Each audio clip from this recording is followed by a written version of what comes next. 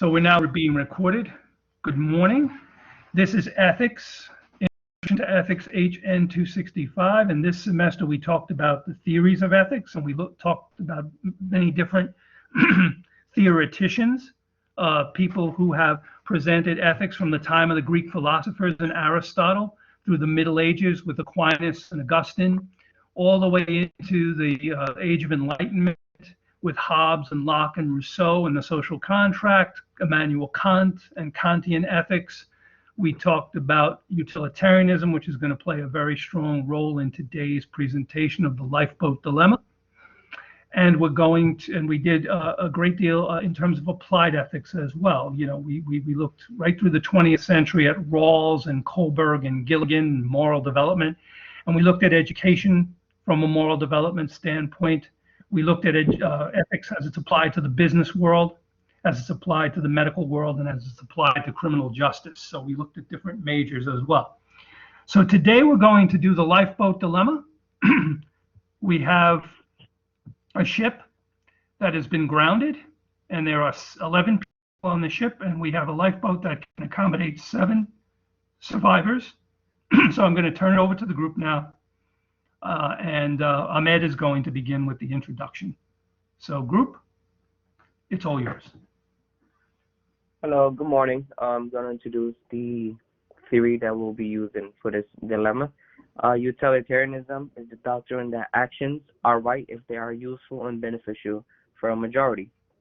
The classical utilitarians behind this theory, Jeremy Bentham and John Stuart Mill. This theory focuses on whether the action serves the greatest good for the greatest number of people. Our position is drawn from the theory that whatever action benefits the greatest amount of people is the right or better action. In this case, the question is which set of individuals will best serve that theory, and which individuals will best ensure the chances of survival. Instead of pain and pleasure as used in the theory, we'll use pros and cons to measure the survivor's chances of survival and contribution to the survival of others on the lifeboat.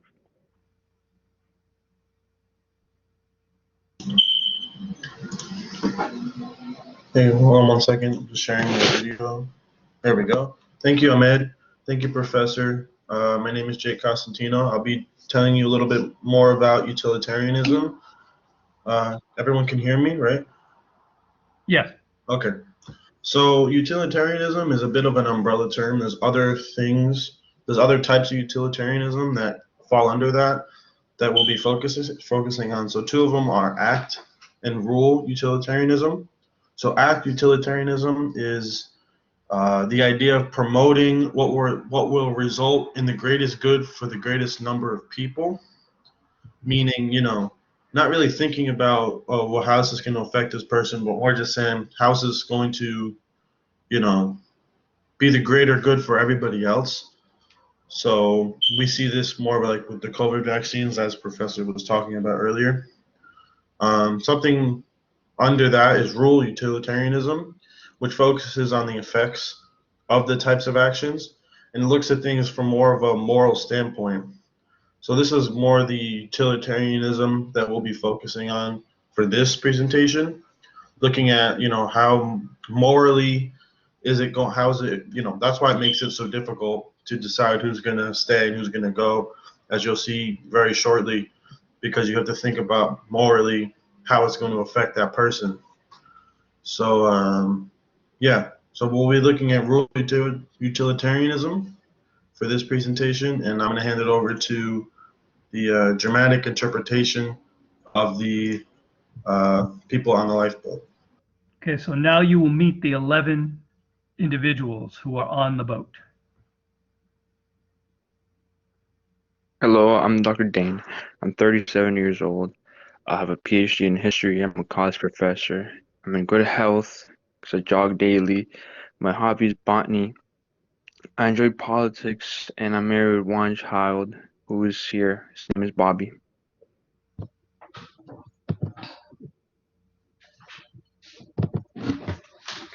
Good morning, class. My name is Mrs. Dane. I am 38 years old. I am slightly obese. I am diabetic. I do have a master's degree in psychology, and I'm also a counselor at a mental health clinic. I am married to Dr. Dane, and we have a child together.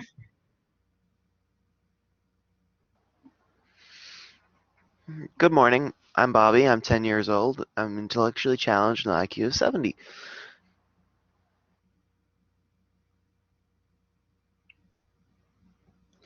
Good morning, class. My name is Mrs. Victor. I'm 23 years old.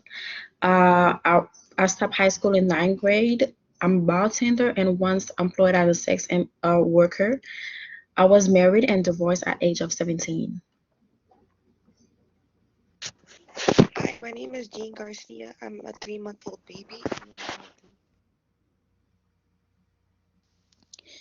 Good morning, I'm Mary Evans. I'm 18 years old. Trade school education. I wear glasses and I'm artistic. Good morning. My name is Mr. Newton. I'm 25 years old, starting my last year of medical school. I'm a homosexual who believes and supports gay rights issues. Music is my hobby, very much into.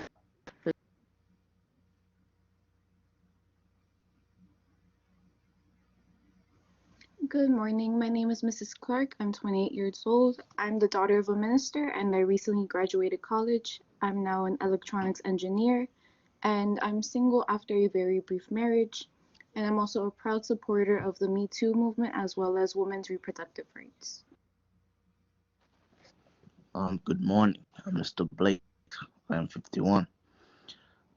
Yes, in mechanics, married with 4 children, enjoys outdoors, much experience in constructions, quite handy, and sympathizes with anti-black views.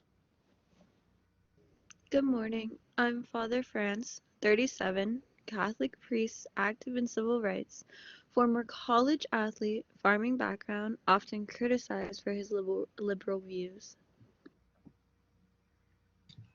Good morning. I am Dr. Gonzalez, a 66-year-old doctor in general practice. I have suffered from 2 heart attacks in the past 5 years. I love literature and quote it intensively. Okay. And now we'll hear from our panel. How did we decide to leave 4 and take 7 on the one lifeboat we had? Okay, so we chose these 4 people to stay behind because we figured their chances of survival were not as high as the others. The 4 that we chose to leave behind is Mrs. Dane, Bobby, Mrs. Victor, and Jean. We chose to leave by Mrs. Dane for her health reasons, given that she probably would not survive the journey. We left behind Bobby for his intellectual reasons, and it would be great to keep him with his mom. We chose to leave behind Mrs. Victor because she doesn't have as high of an education as the others. And we also left behind Jean because he probably wouldn't also make the journey on the lifeboat.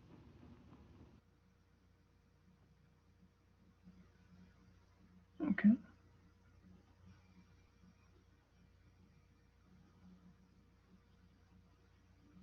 Okay, Swazini. Okay, so I will be sharing the first 4 people that we decided to put on the boat. The first person is Dr. Dane, mainly for his background in botany. Then we chose Mary Evans because she's a young adult woman and she has trade school background, which could come in handy. We also picked Mr. Newton because of his medical background. He's very healthy and he's fit, so he's more likely to be able to help out on the island and move out. We also picked Mrs. Clark, who is the daughter of a minister, which could bring faith on the island and help with some form of, therapy in that area. Also, she's an electronic engineer, which could probably come in handy.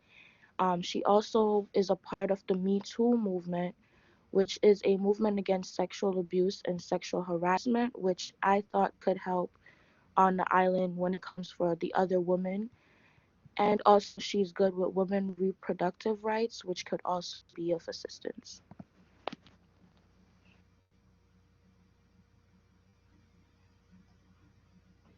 Okay, So, so I'll be talking about the three last other people that we chose to go on the lifeboat, which are Mrs. Clark, Mr. Blake, Mr. France, and Dr. Gonzalez. Which is Mr. Blake, even though he is sympathized with anti-Black views. We chose him because he has very much experience in construction and will be very handy. We chose Mr. France because he has farming background, so he could help us grow food when we reach the island or wherever we reach to. And Dr. Gonzalez, even though he has two heart attack in the past 5 years, we chose him because he's a doctor in general practice. So he will be very handy if somebody gets sick over there. He could help them and figure out like how to treat the person as well. Thank you. okay, Caitlin? So these were the 7 people we chose to go on the lifeboat because we feel like they had a better chance at survival with their given qualities combined. Okay, very good. So our question to our guests is, what do you think of our decisions and what would you have done?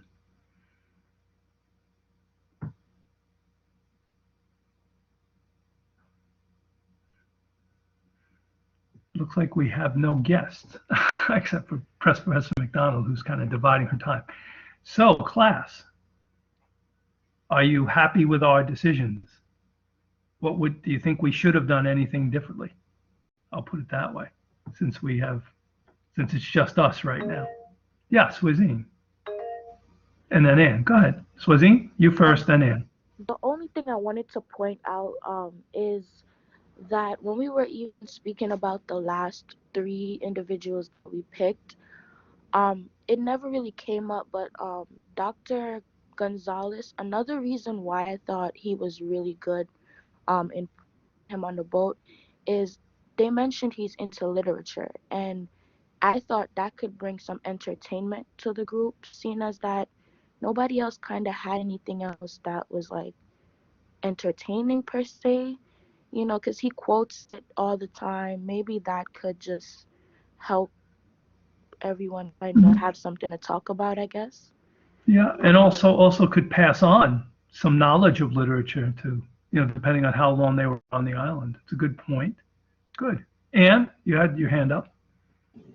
Yes, I kind of agree with her as well, but I think in this case we were talking about survival. So with our decision, I kind of like agree with it because we were acting as professionals, so we weren't thinking about like personally. So we chose who could be helpful on that. Mm-hmm.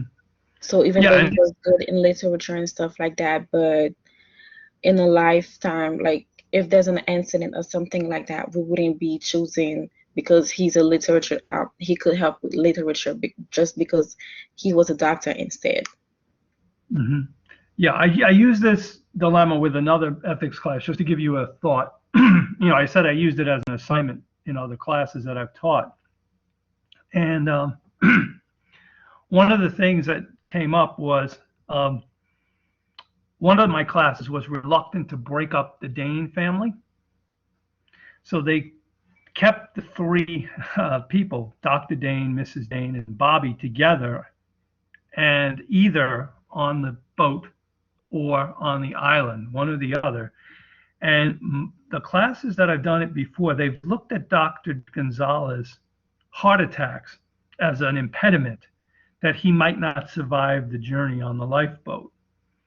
And they said, well, we would be sacrificing a doctor with a lot of experience, but we do have a 4th-year medical student in Mr. Newton who could probably meet our basic needs for things like first aid and stuff like that on the island. And some groups have made the decision to keep the Danes and Dr. Gonzalez on the boat, because then Dr. Gonzalez could take care of the children, help with anything that came up with the children, and the Dane family, the child Bobby and the Dane family, and then Mrs. Victor. One class gave the scenario that Mrs. Victor would take the baby because she was a single woman, all right, and that she had been married, and she would take the baby and try to take care of the baby during the journey to the island on the lifeboat. and that, maybe the baby would grow healthy and would be a contributor, down the road. So there were different scenarios that I've had with different groups, but you did a good job in really putting this together, and you really put a lot of work and thought into it, and it's appreciated. Anybody else have any comments or concerns? I know we did a lot of work and we were hoping to get more of an audience, but that's okay. Professor McDonald will review the recording, but anybody else in the class have any comments? Do you think it's useful to do these kinds of dilemmas? Not just for the value of presentation, but do you think it's useful to look at these dilemmas? Yeah, what would be a way we could apply some of this lifeboat utilitarian type of ethics? Where else could this be applied? Or where are we necessarily seeing it applied in our society? Hold on one sec. I'm just going to turn off this because that's a very I can't do anything about that ringing. So just let me turn my mic off for a second.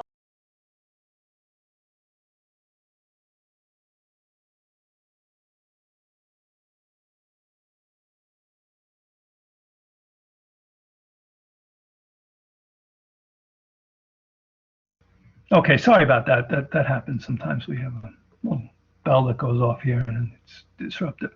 But where else could this be applied?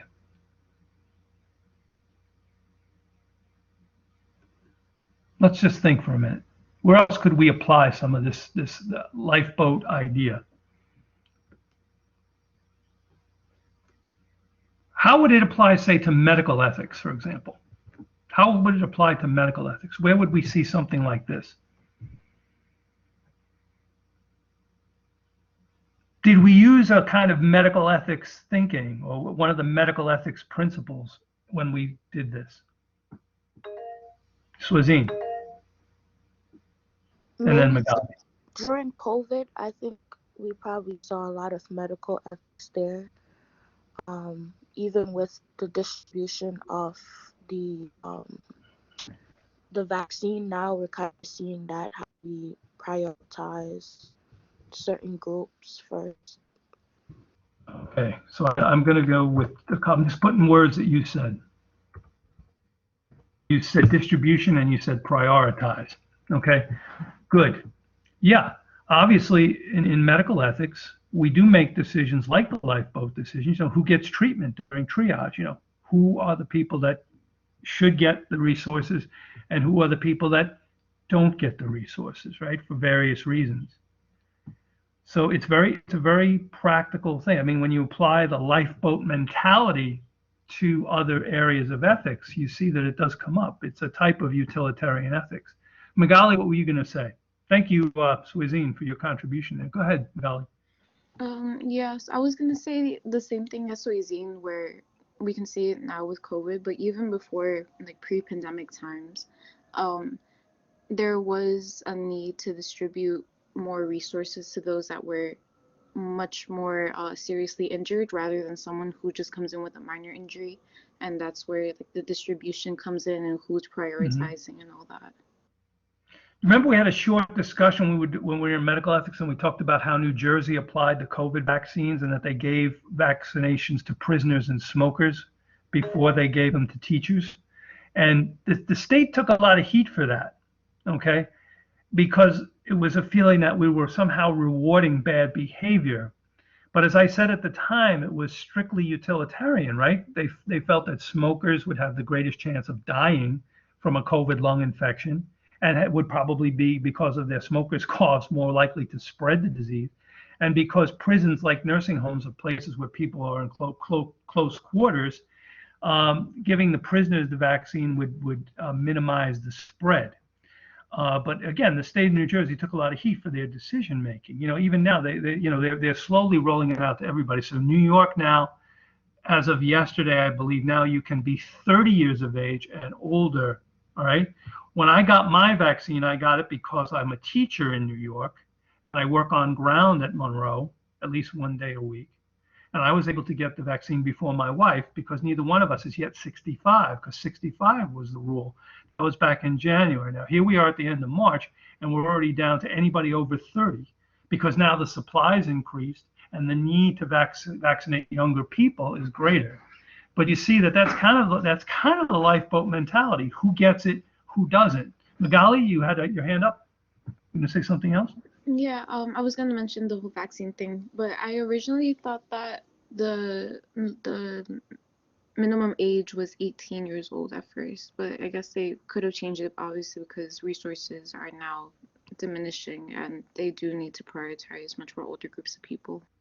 Yeah, New York is at 30 now, 30 or older. But there are states, Arizona, I think, and Alaska, as anybody over 16 can get it. You know, it depends on the supply and the demand, right? Supply and demand, and that's very utilitarian, right? Yep. Okay. Just as kind of an offshoot of that, we were looking at prisons the other day, right? We were looking at the criminal justice system, and I want to just come back to that.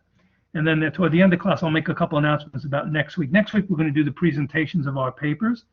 So I put up a Dropbox for slides. You're not required to do the PowerPoint slides. You can actually work from your paper. You can project your paper if you want, and as a PDF, if you want to do it that way. But if you do PowerPoint slides, there's a Dropbox for it. But everybody has to put up the paper by the 6th of April. But we're going to start the presentations on Monday, which is the 5th. Okay, so we can get to everybody by the end of the week. So you're going to be presenting your paper. But the last area that we were covering the other day, and I didn't want to give it short shrift, so to speak, I wanted to expand on a little bit, and I think we can tie it to our lifeboat. Since we don't have many visitors, I think we can tie it to our lifeboat scenario here. When we talk about prisons, right, and we talk about criminal justice ethics, we talked about restorative justice, right? Mass incarceration and community policing. These are all different methods to try to be utilitarian, right? To try to bring the most benefit to the most people who need it, right? And in the case of restorative justice, it's for the victims and their families as well as for the perpetrators. For community policing, it's to try to bring the best outcomes for the various communities in which community policing is implemented. It doesn't solve organized crime or all the major crimes, but it does improve the quality of life, okay? Which is kind of a utilitarian mindset, okay? When we talked about the prisons, right, and we saw the European model as we saw the German prison in that video we saw, as opposed to what happens in the United States. I guess my point is, in terms of utility, I'm going to put this in the chat. In terms of utility,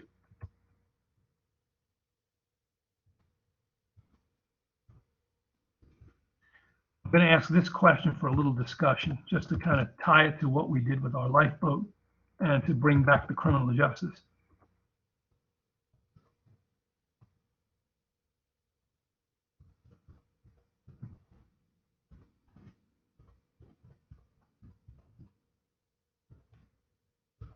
Oh, Alina was with us. Very good.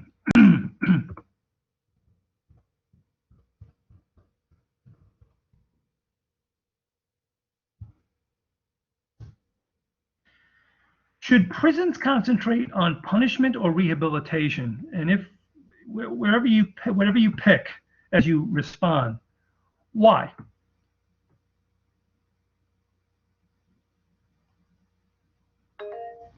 Magali.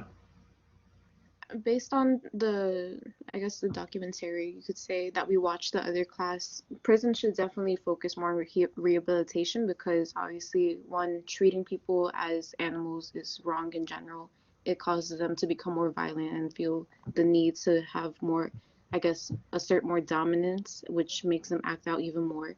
And if they don't have a normal, quote unquote, normal life in prison, where in Germany they kind of simulated, I guess, like a normal society where they let them go to work and also have their own actual living space that looked like a nice small apartment with like windows and all that.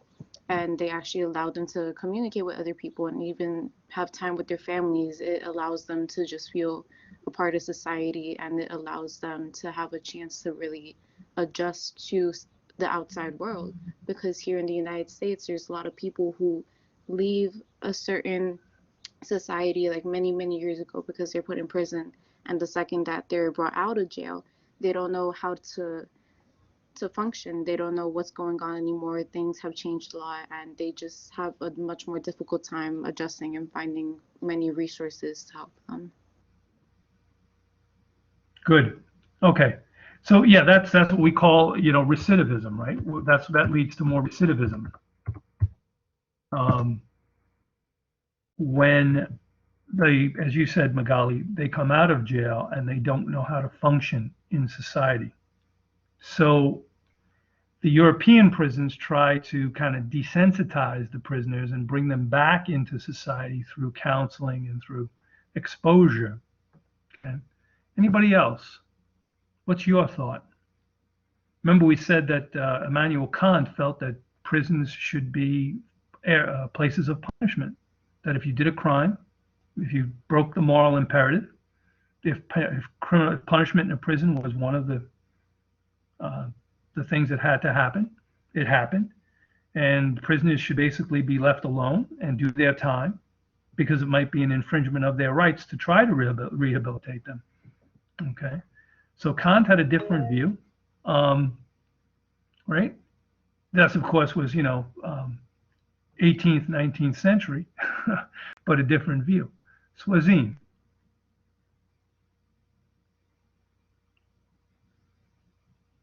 Go ahead. Can you hear me?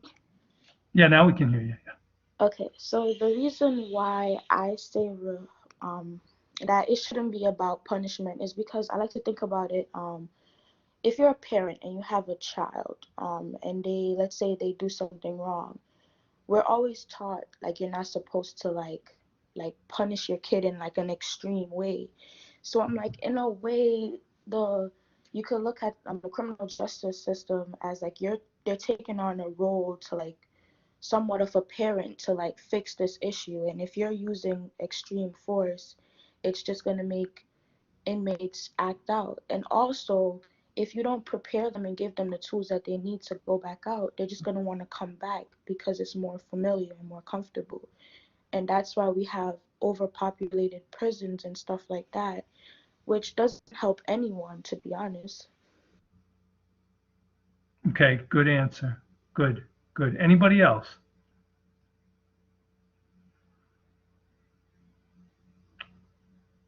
Anybody else want to make a comment?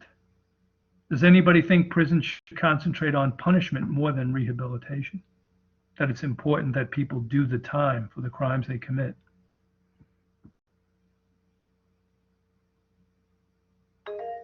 Eric? Yeah, I believe they should focus more on rehabilitation because I was looking at a documentary yesterday on the max security prisons in, what was it? It was somewhere in Europe, and they focus more on rehabilitation by giving the inmates like pods, like at an office with a little kiosk where they could do some legal work in there, watch TV and all that stuff. And overall, they said it really worked. Inmates were what's it called? They were less aggressive. They were more, what's it called? On a They were more productive and all that stuff. So yeah, I feel like prisons should focus more on rehabilitation. Mm-hmm.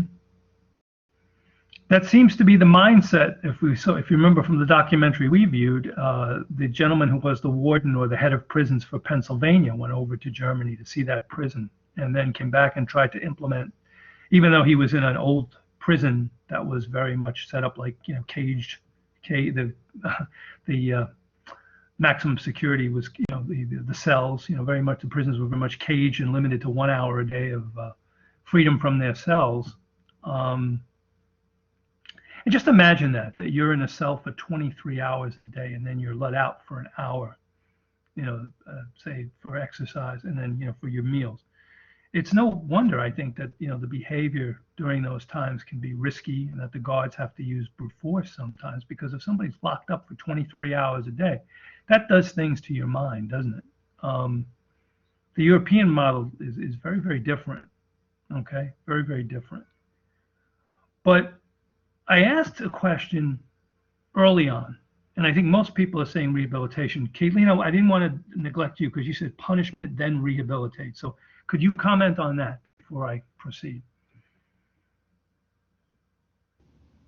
It was just I was just basically saying, like, don't neglect that you still could, like, I still think that punishment should be like something they take into account, but not more than the rehabilitation aspect. Like, I just feel like they still should be like punished for whatever, but it shouldn't be like as severe as they do make it to be. Okay, good. All right. Anybody else? That's a good comment. Don't forget that the person there is a criminal, and that they do need to do some kind of minimum sentence, and there has to be some punishment. But the concentration you're saying should be still on rehabilitation, getting them back into society. Okay. So then the other day I asked the question, so I'm going to ask it again now that, with the benefit of our discussion and what we did this morning. Because this morning we were making, in this lifeboat scenario, right, to tie it back to our presentation, we were making possibly life and death decisions. We were hopeful that someone would come and rescue the 4 that we left behind on the ship. But we took the 7 that we felt would be best suited for the journey in the lifeboat and to work on the island, to make the island a productive place where they could survive. So we did make life and death decisions. So I go back again to a question I asked earlier. How do you feel about the death penalty? Is it up to society to decide who lives and who dies? We just saw the article the other day, right? March 24th, the Governor Northam signed the law in Virginia that there would be no more death penalty in Virginia, the first southern state to do so, right? We saw that in the history of capital punishment in Virginia, 79% of those who were put to death from death row were African American. Now, how do we feel about the death penalty after we saw that European prison documentary and discussed this and did our lifeboat scenario where we had a tough time, didn't we, deciding who stays and who goes, who survives? Do we have the right to take the life of another human being in that way? What do you think?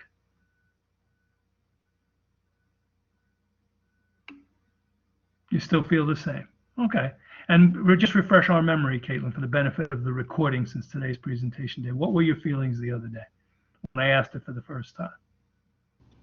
When you first asked us about how we felt about the death penalty, I said that I wasn't completely against it, and I feel like most of that was like it came from I guess situational ethics, and I suppose that relates back to this exercise or this project, because this was like literally a life or death kind of thing, and we had to decide, who gets to go on the lifeboat and who has the better chance of survival. So I feel like with the death penalty, it's more so that you still you're still choosing how I guess how they die, when they die, whatever, but it's more so like I feel like I said before, that it depends on the qualifications or what classifies you for getting the death penalty, which that kind of was the same thing with this assignment, where we looked at their qualities and we decided like who had a better chance of survival. Okay. Yeah, so we had to play God, if you will, for a brief time. And it was not easy. It was not easy, right? Anybody else? Jake, I'm calling on you because you had made a statement about the death penalty that kind of kicked it off, that discussion we had the other day. Then I'll get to Magali. But Jake, did you want to follow up? Sure.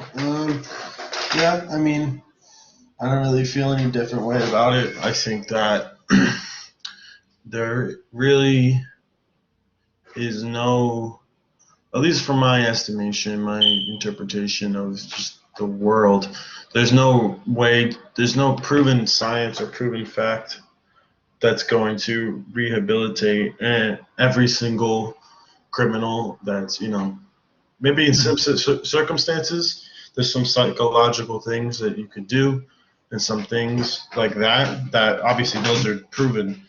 But as far as 100% effective rate, it's just unrealistic.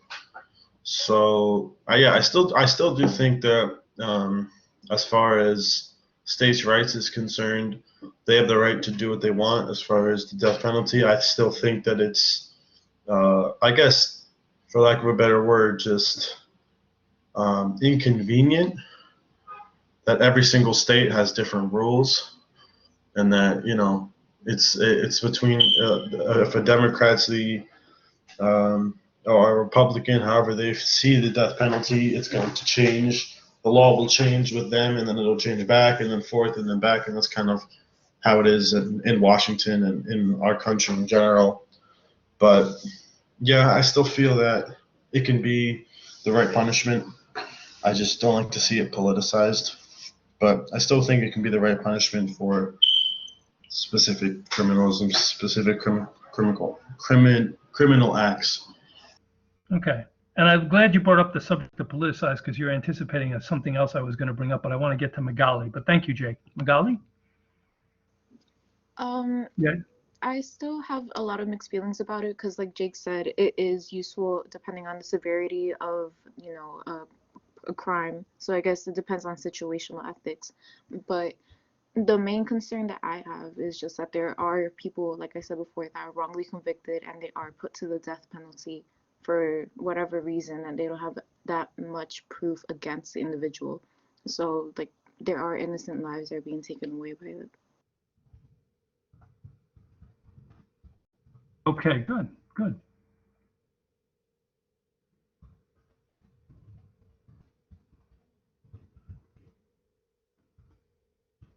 I'm just putting a question in here.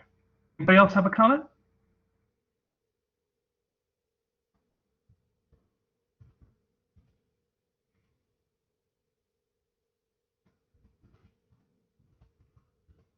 Here's my question. Given the current political climate in the United States, would setting up prisons using the European model be accepted? Think of that fellow, the German fellow who murdered people, was a convicted murderer. And given our political climate, would people find it acceptable that he was allowed to meet with his family and have ice cream in the park and go out to work in a work van every day and have keys to his cell? And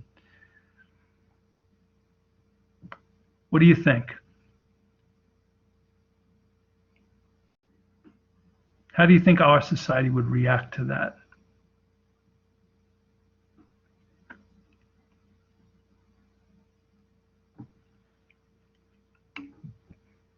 Why not, Jake? Why not good? Why would they find Caitlin says unacceptable? Let's start with Jake. Well, you mentioned you mentioned that you didn't want to see it politicized, but Yeah. it would be, right? Because Yeah. the whole war on crime got several presidents elected, the idea of being tough Yeah. on crime. So go ahead. Yeah, I mean, especially in the United States, people love to have their opinions heard, I guess is the best way to say that. Not saying that it's not the case in other countries, but, with the way it is now, social media and everything, it's not like it can be swept under the rug. People are going to know what's happening. People are going to, be very upset about it. And like Caitlin and Magali said, it's going to have backlash and it's unacceptable. And, I'm sure there's some people that would be okay with it, but I think there's enough people that wouldn't be, that if it did come out that was happening, then it would be quickly reversed and they would just be locked in a cell. So it's just, I guess, the culture of our country. That's the way we think. That's the way we see, jails and prisons.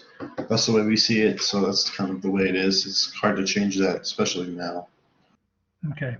Then Kayleen, and then Magali, because you typed in the chat unacceptable, Kayleen. Why would it be unacceptable to people in the United States right now, given our political climate? I'm not saying it couldn't happen in the future or maybe over time, with some changes, but what if we set up a European model for prisons, like we saw?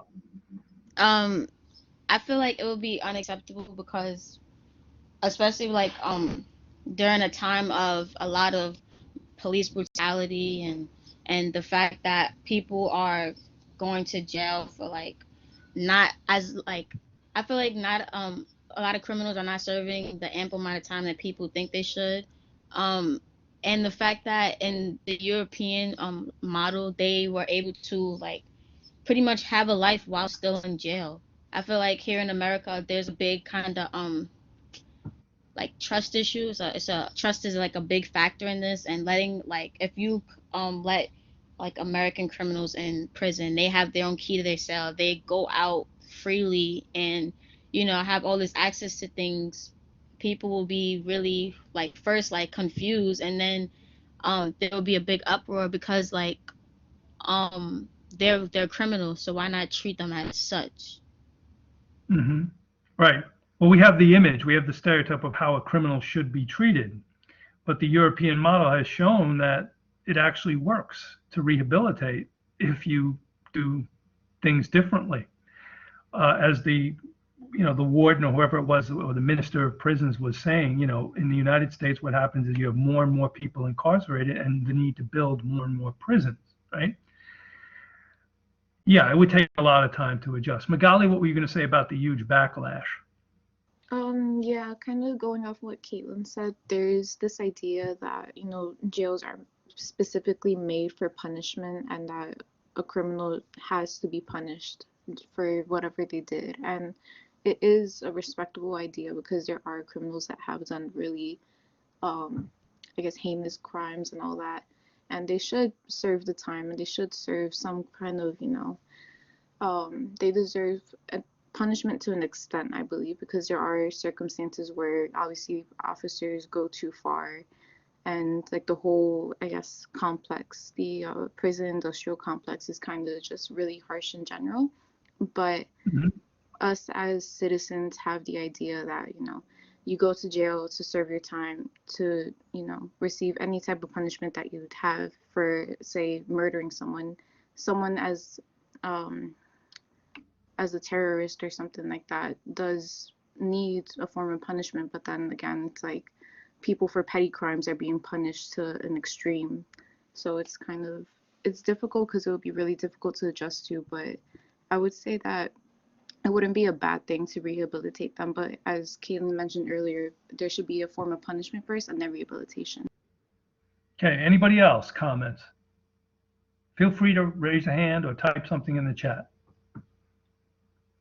Do you think a European model prison system would work in the United States given our current political climate?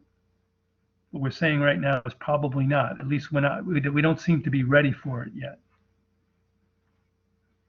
Anybody? Anybody else? Okay, Caitlin. Another thing that I kind of like think is that here in America there seems to be a lot of like a big deal of being in control. So if you use the European model in American prisons and jails, there wouldn't be no type of power there. Like you're still giving them like a life while like serving their time. Okay. All right. Ahmed? You're saying the U.S. has too many people incarcerated. Could you open your mic? And yeah, the cost is very high. It costs in the what, but close to $1 trillion, right?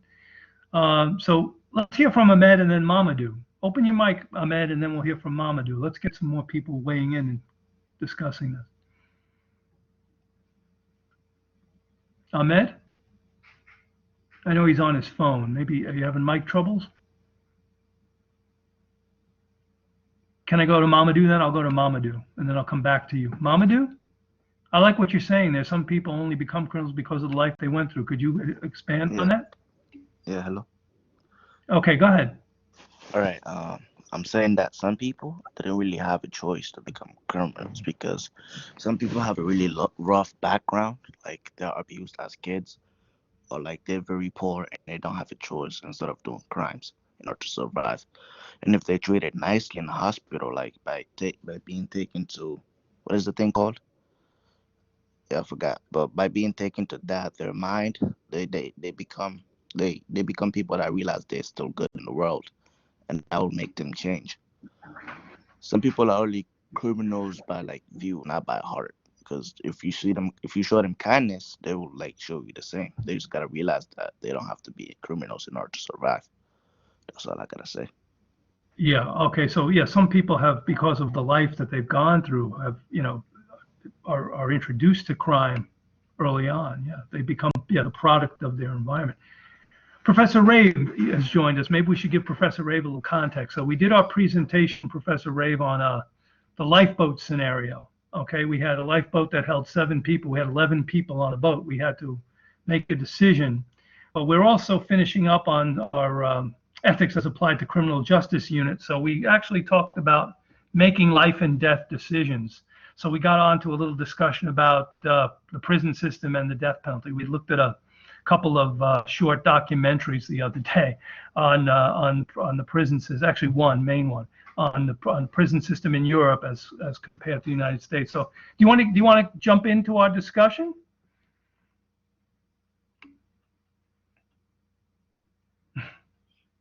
Did you want to open your Sure. mic? What did you decide on the on who should survive? Forgive me for coming in so late. No, that's okay. So, Caitlin, you want to just give Professor Ray the update? Who did we leave behind? Which 4 did we leave behind, and why? And he can pick up with the dilemmas on the screen. Caitlin, you want to just update Professor Ray? Yeah, go ahead. Good morning, Professor Rave. We left behind Mrs. Dane, Bobby, Mrs. Victor, and Jean. Because Mrs. Dane, for her health reasons, given she probably won't survive the journey, Bobby for his intellectual challenges, and it would be good to keep him with his mom. Mrs. Victor because she doesn't have as high of an education as the others, and Jean because he also probably wouldn't survive the journey on the lifeboat.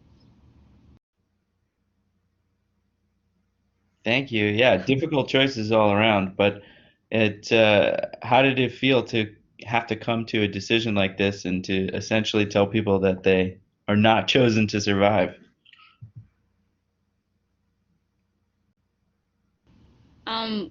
We figured it wasn't really a personal thing. It was more so we used it based off of morality and utilitarian ethics, because this is something that would boost the chances of survival. So it was kind of hard picking out the people, but we ended up doing it.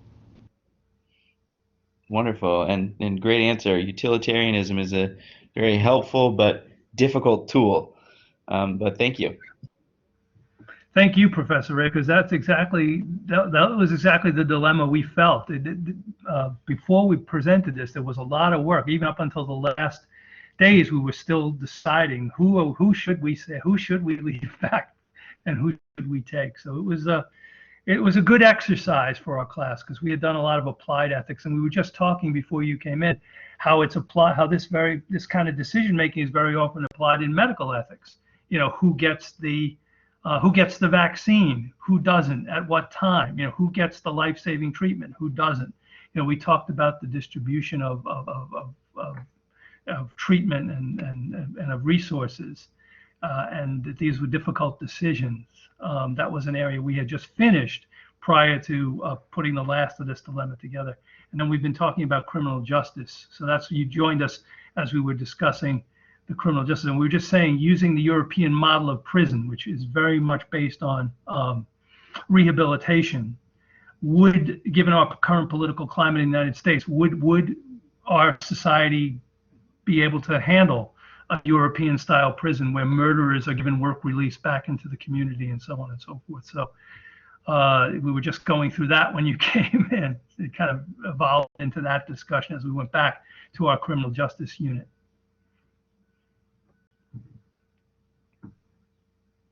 Okay, so thank you for joining us. Okay. So I guess our general view is that our society is, may not be ready for the European model of prisons that we saw in the documentary, right? That there would be a backlash, and there would be probably a great concern for victims' rights. That's what I was about to put in the chat, the idea of victims' rights. So that's where we come to restorative justice. So any of my CJ majors want to just jump in for Professor Rave, because we did discuss this last class. Why is the criminal justice system moving more toward a restorative justice model? And our CJ majors can help us with this. I think we had a couple of people the other day make some comments, if you just want to review for our purposes and Professor Raves. Okay. Yeah, Ann.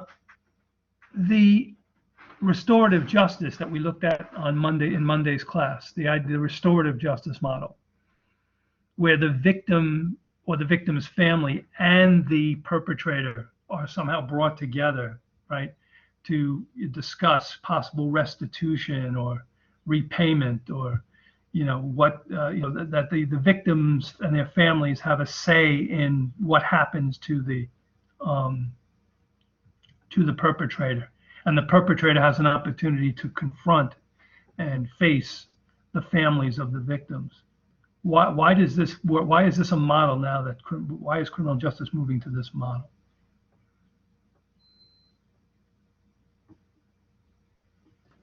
Okay, so I would say because somehow it would help the victim family to have closure and understand why the person did it. If the person wasn't guilty as well, so it would have a chance to explain himself. And sometimes it could be sometimes the offender need the family forgiveness as well for them to have closure. Good. Closure, forgiveness, good. Caitlin, you typed in reduction of recidivism. Could you comment?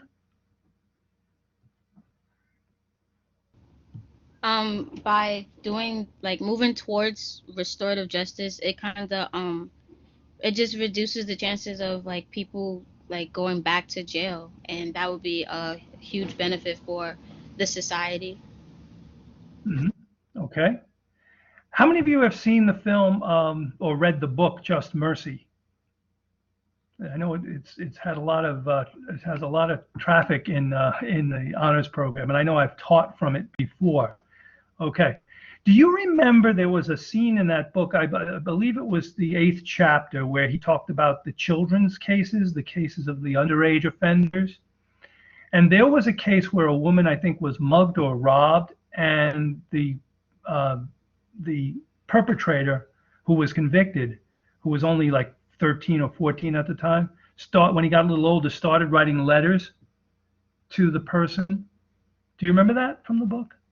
And she actually wrote to the authorities and said, given what he had learned in prison and the contrition that he had expressed in his letters, that she became an advocate for his early release. Okay. And unfortunately, because of the prison situation at the time in the South where this took place, the young man was not released early, but she became an advocate for his early release, right? Now, in a restorative justice scenario, her response would have been given much more attention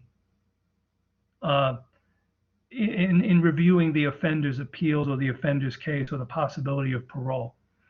It would be given a much more play in a restorative justice environment than it was given in that book, Just Mercy. So I guess what I'm trying to say is that scenario does show kind of the human side of criminal actions, criminal behavior, and it does present an opportunity for both the victims and the perpetrators to have some closure, as Ann said, and some satisfaction.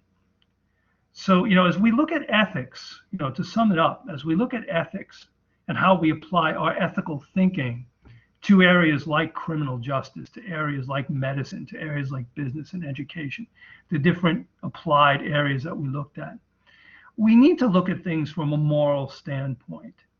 It really makes a big difference You know, we've seen it in national politics. We've seen it when presidents use what's called the bully pulpit. Anybody know what the bully pulpit is? Yeah, Eric, what's the bully pulpit?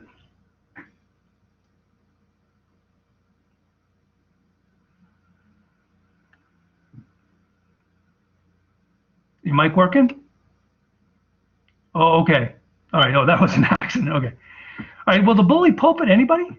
Okay. That's where the president is not, you know, giving, not executing laws or signing legislation, but he's actually speaking to the people, trying to appeal to them. Okay. If you saw a recent primetime address by President Biden, he walked out with a mask and he said, it's a simple thing to just keep wearing your masks. Okay. What he was doing was using what we call the bully pulpit, right? Just like a president would come out and say it pays to be tough on crime, he was coming out and saying it's important for our health that you wear your mask. He was trying to influence people's thinking. And that's what the bully pulpit is, when the president uses the power of his or her office to influence thinking, right? Given our situation right now with the criminal justice system and other things in ethics, you know, we're going through a kind of healing process in this country right now. And you, as you move forward, you know, I want you to apply some of what we've learned in this class in terms of ethical thinking. You know, what can we do to heal? What can we do to make our institutions and society better, more productive for people? Okay. I think we all have power, but our intention matters. Thank you, Professor McDonald. I'm glad you're back in with us. Okay. Did you want to make a comment on that? Did you want to open your mic and share? So hi guys, I'm back. So I mean, ultimately, you know, I've been kind of looking at the chat and been seeing, you know, what you guys have been talking about. I think it's been a great conversation from what I could bring into it. But to just kind of piggyback off of what Professor Ulrich said, is I think one of the things that we have to always realize is whether we're not, even if we're not in what we would consider, you know, positions of power, right? Like the way that a president can be in a position of power, or another elected official, or even somebody who takes on a career or a job where that role gives them power. So let's say like a police officer, right? I think the thing that matters is how is that person planning to yield that power? Is it for positive change in society, or is it, you know, for personal gain, right? So I think intention plays a big role in the conversations that you guys are having. I think that's part of what Professor Ulrich is telling you now, you know, in the way that you behave, in the way that you think, in the way that you share ideas, you know, think about your intention behind doing so. Okay. Thank you, Professor McDonald. I couldn't have said it better. That's a great way to come to a closure here today. Because next week we're going to be presenting our papers, which were done in more of a theoretical. We're looking at the ethical theorists, you know, and they were asked to research some of the theorists we discussed and some we did not. So they have an opportunity to do a paper on Locke or Hobbes or Rousseau or, you know, and their theories. So we're going to hear that side of it. But this was where you came in on this part of our course is the applied ethics. How do we actually apply it? And we learned that, you know, the theories are great, but in real life, especially in areas of business, criminal justice, medicine, and education, the four areas we looked at, there are dilemmas that we have to deal with every day. Absolutely. And I love, you know, Professor Ulrich, you can make recommendations, but also I sent out an email to all the students this week with some honors opportunities. I'll forward it to Professor Ulrich so he can put it in Blackboard. I don't think I sent that one to the professors this week. But if you guys wrote a paper that you're particularly proud of, you could consider submitting it to the NRHC journal, Illuminate, for publication. You know, and even if your paper is not, you know, perfect, that deadline is not until the end of May. So it's a really great opportunity that if you've worked really hard on a paper, and I think that topics like this are perfect for that. I will share the information with Professor Ulrich so he could pass it along to you. And if you're interested, just let me know. But really well done. I'm looking forward to going back to the recording to kind of see the full conversation. But it's very clear that you guys have applied critical thinking, thoughtfulness to your exploration of ethics this semester. So well done, everybody. Yeah, this is a very thoughtful group, and we've had some wonderful discussions, and I hope it you know, did something good. So Monday we'll be working with our papers. So thank you, class. Thank you, everyone. Thank you, Professor Ray, Professor McDonald, and to Director Nazari, who was here for a short time. I didn't really know she was here, and I didn't get a chance to acknowledge her, but she just came in and observed us for a little bit. So thank you for attending. And I'll be around for a few minutes before I go to my next class if anybody has any questions about their papers or presentations. But that's our session for today. It's now 10:31. Thank you so much.